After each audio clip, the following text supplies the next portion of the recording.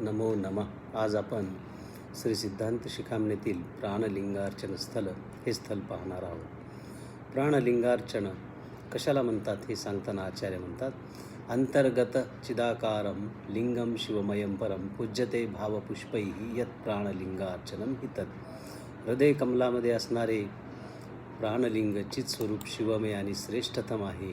त्याची भावरूपी पुष्पाने पूजा करणे यालाच प्राणलिंगार्चन असे म्हणतात. या लिंगाची अर्चना करत असताना जी काही उपचार प्रयुक्त केली जातात त्यामध्ये आचार्य असं कथन करतात, प्राणलिंगाच्या अभिषेकासाठी क्षमा हेच जल आहे. नित्य अनित्य वस्तूंचा विवेक ते म्हणजे वस्त्र होय. सदैव सत्य बोलणे हे त्याचे अलंकार होय. वैराग्य ही त्याची पुष्पमाला होय. चित्त शांत होणे ही त्याची समाधी होय आणि तोच गंध होय. निरहंकार भावना हीच अक्षता होय. दृढ श्रद्धा हा धूप होय. आत्मज्ञान होणे हाच या ठिकाणी दीप होय. जे काही भ्रांती मनामध्ये आहे तिची निवृत्ती होणे यालाच नैवेद्य असं म्हटले.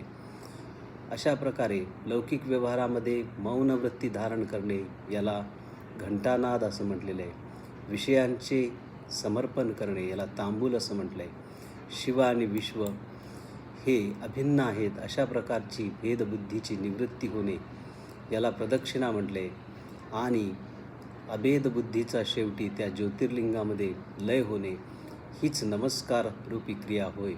अशा प्रकारच्या उपचारांनी आणि पवित्र अशा भावपुष्पांनी अंतर्मुख होऊन अंतस्थित असलेल्या हृदयकमलावर विराजमान असणाऱ्या त्या प्राणलिंगाची पूजा करणे यालाच प्राणलिंगार्चन असं म्हटलेलं आहे. याच विषयी आचार्य सांगत असताना अजून असं म्हणतात की हृदयरूपी मंदिराच्या गाभाऱ्यामध्ये जे शिवज्ञानरूपी दीप प्रज्वलित होतो, जो 12 दल असलेल्या हृदयकमलावर विराजमान असतो, त्याची त्या ठिकाणी धारणा करून सदैव त्याचे चिंतन करणे, त्यामध्ये निमग्न असणे, त्याशी एकरूप होणे यालाच प्राणलिंगार्चन असे या स्थलामध्ये संबोधलेले आहे.